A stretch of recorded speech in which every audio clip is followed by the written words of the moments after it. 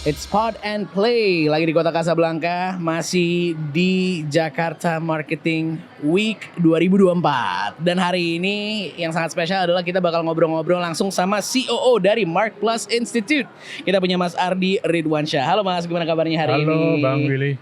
Wah, pertama-tama gimana acaranya untuk hari ini? Ini hari pertama Jakarta Marketing Week. Ya. Kita cukup puas karena tadi pagi dibuka langsung hadir Pak Menteri, Pak Menparekraf, Pak Sandiaga Uno. Jadi sebuah awalan yang cukup bagus lah ya. Wah, luar biasa. Pertama-tama juga sebelum kita mulai, boleh dong kasih tahu ke Opal Gengs yang lagi nonton gitu ya. Kalau sebelum jadi COO nih, kebetulan backgroundnya dari Mas Ardi ini seperti apa sih sebelumnya? Jadi penyelenggara ini kan Makpus ya. Iya, mungkin betul. Teman-teman ada yang sudah tahu, ada yang belum. Makpus ini konsultan pemasaran pertama di Indonesia.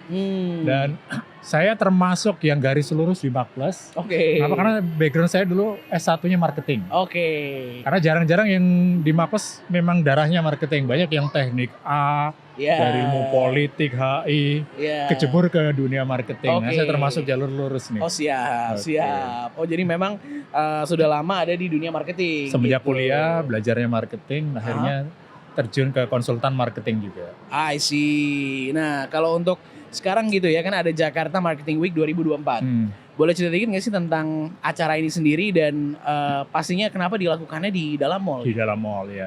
Jadi pertama namanya dulu, karena ini sudah ke-12 kali ya Bang Willy ya. Yeah. Seinget saya dulu ketika pertama kali diselenggarakan, itu idenya dari Jakarta Fashion Week. Oh, oke.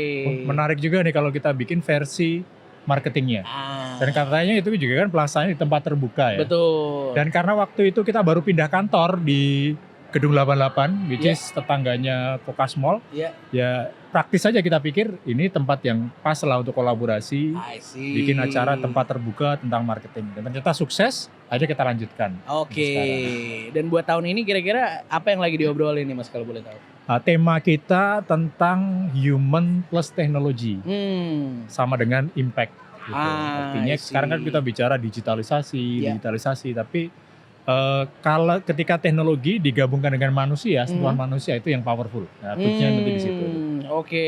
Kira-kira apa aja sih yang bakal dibahas gitu buat 1 minggu ke depan ini? Jadi ini kan setiap hari akan ada tema berbeda-beda. Ada tema tentang women, tema tentang sport, tema tentang BUMN, korporasi dan sebagainya. Bentuk acaranya pun ada talk show, kompetisi, bedah buku, tapi semuanya dalam bungkus tentang human dan teknologi dalam konteks untuk impact atau sustainability. I see. Aku dari tadi ngobrol-ngobrol gitu ya, ngomongin tentang ini. What does it mean untuk human, teknologi, untuk membuat impact? Itu artinya apa sih? Ya. Jadi pertama kan impact dulu. Impact dulu itu kan kalau kita di dunia bisnis seringkali dituduh perusahaan itu cuma nyari untung. Cuma tahu nyari duit. Cuma tahu cara menguntungkan diri sendiri. Nah justru sebenarnya dengan sumber daya yang dimiliki, korporasi baik swasta, BUMN kan punya kemampuan untuk memberikan dampak positif ke lingkungan, ke masyarakat, lewat bisnisnya. Nah itu semua akan lebih optimal ketika menggunakan teknologi, tetapi yang dijiwai hati nurani. Nah human-nya itu di situ. I see. Bagaimana pakai teknologi digital sehingga bisa mengurangi sampah plastik misalnya, atau penggunaan kertas, itu kan kontribusi kecil yang ada impact-nya terhadap lingkungan. I see. Kita mau explore lebih banyak lagi, apalagi yang bisa dilakukan. Emang sih benar, karena pada saat ini kan pasti kita ngomongin tentang teknologi itu sebagai kayak apa ya, dorongan gitu, kayak catalyst di mana itu membuat perusahaan atau bisnis kita jadi semakin baik, profitable, so on and so forth gitu ya. Tapi how do we use that to make bigger impact ke lingkungan kita juga? Dan sekarang gitu kan katanya Gen Z kan lebih concern terhadap itu. Betul. Oh ini kan Gen Z kan? Insya Allah. Gen Z ya. Aku millennials Gen Z di border ya. Agak kadaluarsa. Iya kadaluarsa gitu jatuhnya. Tapi pastinya kita sangat, kalau menurut aku adalah kalau teman-teman gitu ya, pasti kita harus punya, we have a mission gitu ya. Kita punya value, core values kita, dan itu mungkin tertranslate di dalam produk-produk yang kita gunakan gitu. Mungkin core value dari yang brand-brand yang kita gunakan itu ternyata sama dengan core value kita juga begitu. Betul. Kan ya jatuhnya. Nah itu mungkin kalau saya bayangin dulu saya seusia Anda mungkin dulu gak kepikir sampai ke situ tuh. Nah, berarti kan ini Gen Z ini generasi Gen Z kan sekarang customer utama ya. Customer utama secara kuantitas mungkin sudah mulai dominan dan yang disampaikan Bang Willy tadi kan mencerminkan, mungkin menggambarkan bagaimana pandangan Gen Z sekarang yang berbeda dengan generasi muda zaman saya muda dulu. Apa bedanya Bang kalau yang dulu? Simple, misalnya kesadaran terhadap lingkungan, gaya hidup sehat mungkin sekarang jauh lebih mature. Contoh saya pernah waktu jadi juri ya online waktu masih pandemi, satu jurinya dari startup Gen Z. Itu saya lihat dia pas penjurian tuh di sebelahnya ada botol minuman hijau gitu. Saya tanya apa itu? Oh itu jus seledri. Dan dia bilang setiap hari minum jus seledri. Saya bayangin saya dulu usia sedia minumnya masih minuman-minuman karbonasi dan sebagainya. Hampir kelepasan nyebut brand. Iya. Kan bayangannya minuman-minuman ringan yang benar. Dipikir itu yang ngetren gitu ya. Padahal ternyata banyak pilihan yang lebih sehat. Dan sekarang generasi sekarang lebih sadar pada seperti itu. Mungkin karena teknologi juga kali ya. Karena itu sosial media. Belajarnya bisa dari mana-mana. Iya kali ya Mas ya. Kayaknya jadinya karena informasinya terlalu banyak dan atau banyak sekali dan gampang untuk kita akses, jadinya mungkin kita jadi lebih tahu gitu kali. Belajarnya lebih global juga ya dari mana-mana ya. Benar. Nah tapi kalau untuk ngomongin tentang marketing sendiri gitu ya Mas, gimana sih caranya atau menurut teman-teman gitu ya, menurut anak-anak muda gitu ya, marketing itu seperti apa sih kalau sekarang itu, apakah sekarang masih seksi gitu masuk ke dunia marketing? Pertama kalau kita bicara marketing, saya pernah nulis satu buku, saya istilahkan banyak kelirumologi tentang marketing. Bahkan bukan di generasi muda saja, di praktisi pemasaran pun ketika mendefinisikan marketing banyak yang bilang, oh marketing itu selling, marketing itu jualan. Marketing itu sekedar promosi atau iklan, atau bahkan marketing itu multi level marketing gitu. Iya. Jadi itu yang perlu diluruskan bahwa marketing itu sebenarnya itu bagian dari marketing tapi lebih komprehensif. Bahwa itu strategi bagaimana menciptakan nilai atau manfaat yang nanti bisa dirasakan semua pihak.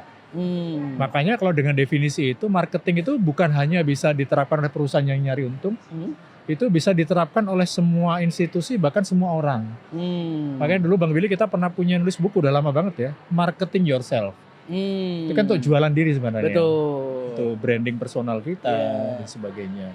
Dan akhirnya ya dari situ ya mungkin kita aku merasa bahwa anak-anak muda sekarang itu agak takut juga gitu, ada rasa kayak padahal mereka sebenarnya sedikit banyak sudah mempraktekkan marketing gitu. Iya betul. Kayak aduh kayaknya terlalu berat deh gitu kan, atau mungkin aduh kayaknya malas mikir gitu kan. Tapi ternyata itu kan teorinya, tapi ternyata secara praktis udah dilakukan gitu pada saat ini gitu. Nah kalau menurut Mas Hari sendiri gimana sih caranya biar anak-anak muda sekarang itu juga atau mungkin mau masuk ke jatuh cinta gitu sama marketing? Ini memang PR juga ya. Tidak bagi orang marketing, bagi orang politik, bagi orang lain yang pengen mengedukasi ya generasi Gen Z ini. Kalau dari pengalaman kami ada dua kunci mungkin Bang Willy. Satu konten, dua konteks. Konten berarti kan isinya, pesannya harus karena kan sekarang katanya Gen Z ini nggak mau yang terlalu panjang, terlalu bertele-tele, harus simple konten, harus kita menyiapkan, bisa mendefinisikan marketing secara simple, mudah dipahami dan jelas. Itu kontennya. Yang kedua konteksnya, bagaimana kita mengemas itu. Mungkin tidak cukup hanya dengan teks, tulisan, video, infografis, animasi yang lebih hidup, yang lebih interaktif sehingga lebih menarik bagi Gen Z gitu. Itu ya, konten dan juga konteksnya diberikan. Oke, bisa nih. Kalau untuk kerja di dunia marketing pada saat ini sepertinya kayak gimana? Apakah kita bakal di replace sama AI gitu? Sejujurnya mungkin sebagian akan gitu ya. Iya. Kalau kita istilahkan yang repetitif, yang mengulang kan tugas-tugas tim service itu definisi kami bagian dari marketing juga. Tapi kalau tim service yang hanya monoton, tugasnya administratif, kemungkinan akan bisa digantikan dengan teknologi. Dan itu sudah terjadi kan di banyak hal. Petugas customer service sekarang diganti chatbot dan sebagainya. Sehingga yang akan lebih bisa bertahan, yang lebih banyak membutuhkan kreativitas dan human touch dengan manusia. Human touch, kreativitas itu tuh nggak bisa tuh di-replace sama AI. Betul. Jadi bisa kalau dibantu oleh AI tapi mungkin masih sulit digantikan sepenuhnya. Itu dia. Jadi AI-nya nggak bantuin kita gitu. Betul. Ya untuk jadi lebih kreatif dan pastinya berarti skill apa nih yang anak-anak muda atau mungkin anak kuliahan yang lagi nonton gitu, mereka butuh apa yang butuh ditajemin gitu. Iya. Ada banyak versi. Kalau di versi kami, kebetulan kami bikin program juga untuk Gen Z ini ya. Kami lihat dan memang berdasarkan beberapa riset, salah satunya adalah analytical thinking dan creative thinking. Analytical thinking itu bagaimana, kan sekarang informasi banyak banget ya. Bagaimana kita bisa menyajikan informasi secara sistematis, mudah dipahami. Itu analytical. Nah, creative thinking bagaimana kita bisa keluar dengan ide yang baru. Tidak benar-benar baru, tapi dari berbagai macam kita bisa sambungkan jadi sesuatu yang baru. Jakarta Marketing Weekend dari Fashion Week. Jadi bisa nih dipakai untuk marketing. I see. Ini nih hal-hal yang mungkin dibutuhkan. And so ngomongin analytical thinking, gimana cara kita untuk bisa kreatif juga gitu kan.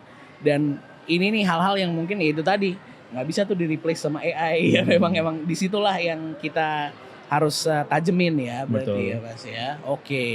Terus kalau untuk ngomongin tentang marketing itu sendiri, where is it headed now gitu kalau menurut Mas Ari dan juga untuk Mark Plus sendiri?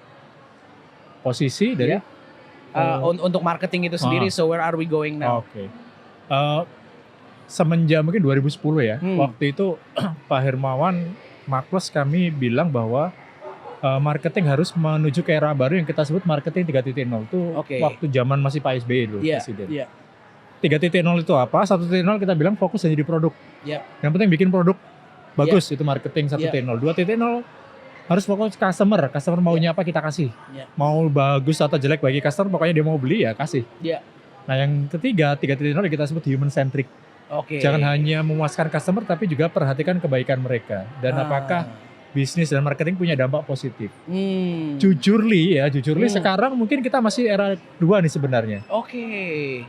Ya banyaklah campaign-campaign yang menarik customer. Ya banyak kan contoh judi online, lalu pinjol-pinjol yang ilegal, yang itu kan pakai marketing yang menarik. Mereka butuh diberikan kemudahan, tapi apakah itu membawa kebaikan? Nah, itu pertanyaan besar. 3.0 itu walaupun kita luncurkan lebih dari 10 tahun yang lalu, tapi itu masih jadi cita-cita besar. Yang kita inginkan marketing menuju ke sana. Wah, itulah amin lah. Kita bareng-bareng kan di sini. Betul. Ya jatuhnya. Kita mencoba untuk bisa, ya itu tadi, again it's human with technology, we can make a bigger impact. Betul. Hopefully that will happen ya. Terima kasih banyak Pak, pastinya udah ngobrol-ngobrol barengan sama kita. Sebelum kita pamit, aku punya beberapa pertanyaan. Ada 2 pilihan, tinggal pilih aja, oke? Meeting online atau offline? Kalau sama klien online, kalau internal offline. Kenapa tuh? Gampang kontrolnya soalnya. Iya. Kalau sama klien kan bisa kabur ya. Betul. Kalau dimarahi, efeknya nggak terlalu ini. Waduh. Kalau makan pedas atau makan manis? Dengan usia sekarang kayak dua-duanya udah dikurangin. Dikurang-kurangin. boleh. Olahraga pagi atau olahraga malam? Pagi. Olahraga pagi. Ngapain, jalan kaki, sepeda? Pastinya jalan kaki. Saya mungkin fanatik olahraga jalan kaki. Berapa step berapa satu? Ya 8.000 lah ya. Wah, siap. Emang sih harus kayak gitu ya jatuhnya ya. Karena apalagi penyakit sekarang ya. Kebanyakan duduk katanya. Kebanyakan duduk. Tapi emang biasa gitu kalau pemimpin perusahaan, CEO, COO itu harus sehat. Kalau enggak, goyang itu perusahaan ya. Dan murah juga kan, jalan kaki itu nggak perlu pakai sendal jepit pun bisa. Gitu. Benar. Nggak harus pakai alat-alat yang ini. Gitu. Wah gitu, oke lah kalau gitu Pak Ari, terima kasih banyak pastinya udah ngobrol-ngobrol sama kita. Ini masih hari pertama, tapi kita bakal lanjut lagi ngobrol-ngobrol sama banyak narasumber. Masih di sini di Opal Pod and Play, masih di Jakarta Marketing Week 2024.